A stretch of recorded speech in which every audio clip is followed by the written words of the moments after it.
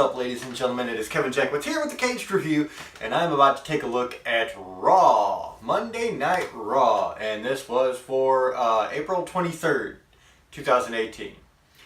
And this is just past your WrestleMania, Raw after WrestleMania, and it's just past the Superstar Shakeup.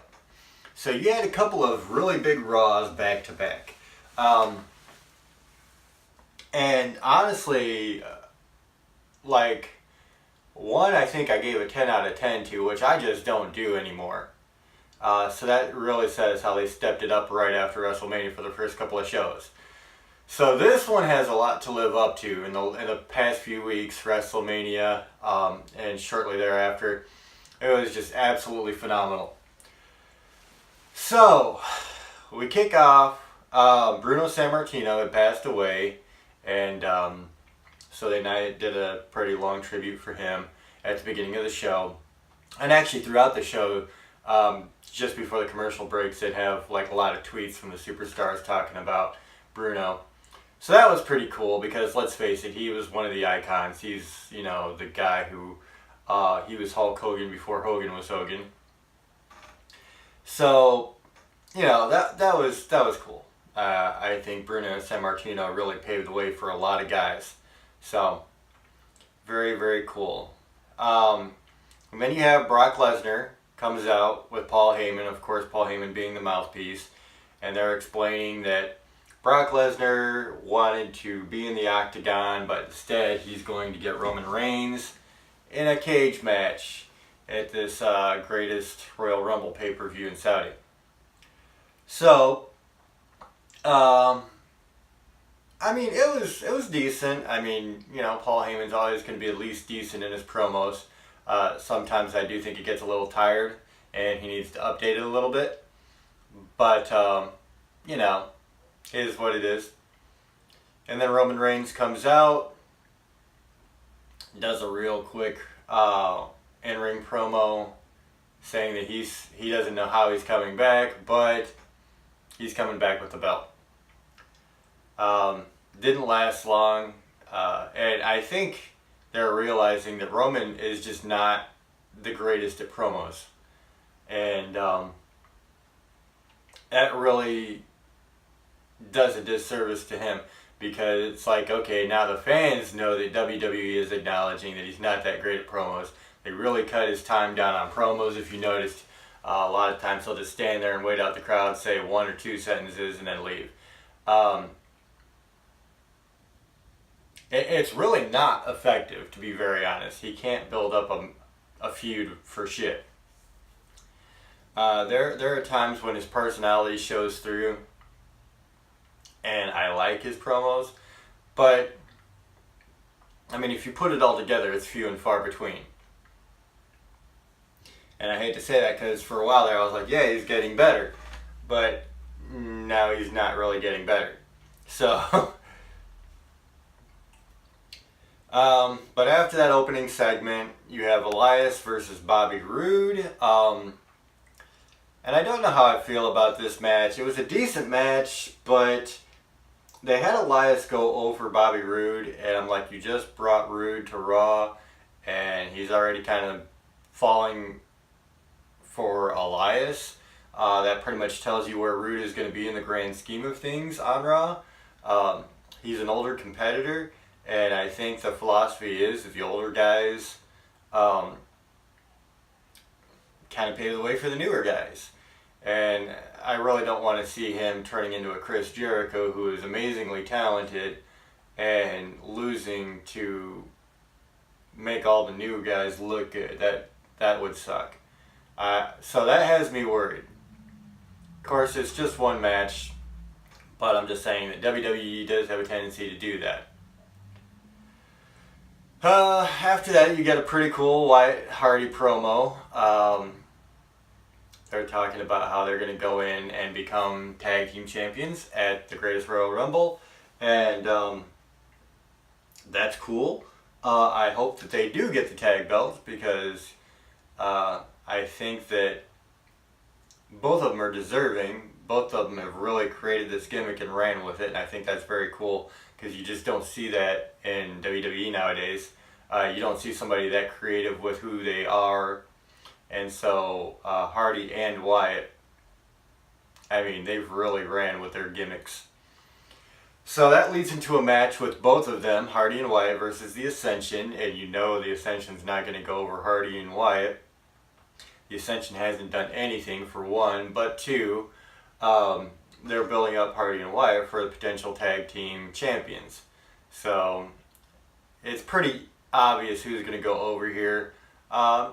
Decent match again, and you know, I mean, there was no surprise there. So after that, you have the Kevin and Sami show. Kevin Owens and Sami Zayn have their own little talk show bit, and they interview Kurt Angle, and they start asking Angle a bunch of loaded questions, and you know, really trying to take shots at Angle. And Angle's like, well, you know, I really want to repay you for how nice you've been to me. And he said, so I'm going to give you guys a match tonight, which is going to be Bobby Lashley and Braun Strowman. So that's cool. We know that match is coming. Then we get a tag team match with Dolph Ziggler and Drew McIntyre versus Titus Worldwide, that being Apollo Crews and Titus O'Neil. And I mean, it was a cool match, and I really like that they're building McIntyre. And it sucks that it takes a tag team to get Dolph Ziggler to get a good spot, but at least he's getting a decent spot now, and he's going over. And I think in large part that's because of Drew McIntyre, which is unfortunate, but it seems to be working. And of course they go over Titus Worldwide. I think bringing Drew McIntyre back, he really looks the part. And he had a better promo than I remember him cutting in the past. He's definitely been working on his promo work. So they cut a short promo after the match, and so that's pretty cool. Then you get a backstage segment with Kurt Angle and Chad Gable. Gable was asking how his old tag team partner, I can't even remember his name right now. Shows how much I like that dude. Angle's like, you know what, I didn't bring you over here for a tag team. You're going to be a singles competitor. Chad Gable's like, great. That he get interrupted by Jinder Mahal. Chad Gable's like, you know, you're kind of being rude, blah, blah, blah. Of course, it turns into a shoving match backstage. And Angle's like, we settle everything here in the ring. So the next match, Chad Gable versus Jinder. Not necessarily a bad match this time. I'm usually not a fan of how uncoordinated and stiff Jinder Mahal is in the ring. He did alright this time though. It was a decent match. There was a kind of a big miscue where I think Chad Gable was going for a suplex and Jinder didn't know what the hell he was doing though. So that kind of turned into a momentary what the fuck are we doing.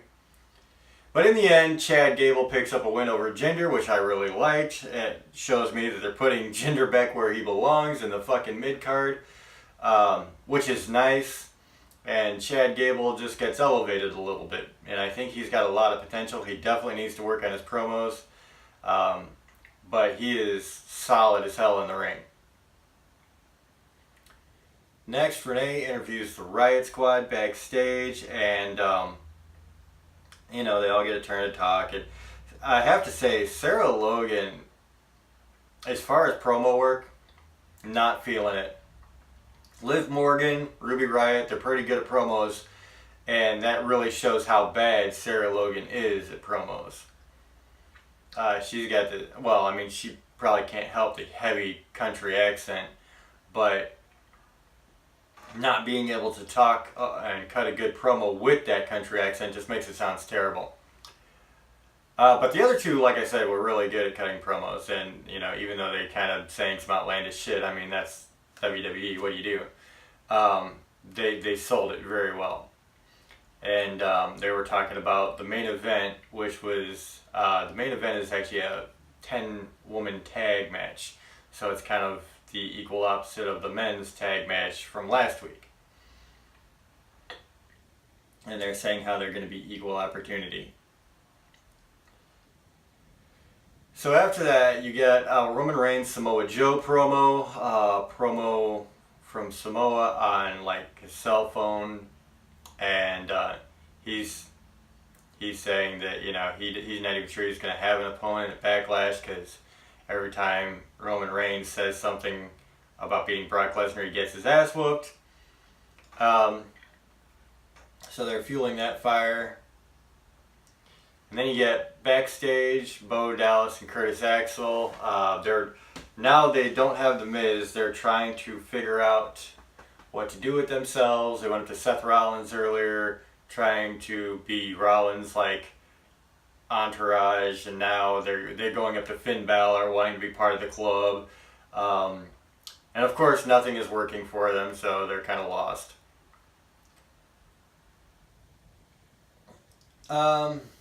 After that, you have Kevin Owens and Sami Zayn versus Bobby Lashley and Braun Strowman. A really good match. Really fun match to watch. They had some cool opening bits where, Kevin and Sami are trying to get away from the guys, and eventually it looked like Braun Strowman and Bobby Lashley outside the ring were going to run in the ring to get Kevin and Sami. Kevin and Sami run out of the ring, but Bobby went in the ring and Braun stayed out, so Braun grabs both of them, throws Sami Zayn into the barricade, throws Kevin into the ring to Bobby Lashley. It was kind of a cool, funny segment there. Other than that, all four of these guys are pretty solid. They're going to have a good match. So, at the end, of course, you're going to have Braun Strowman power slam Sami Zayn, get the win.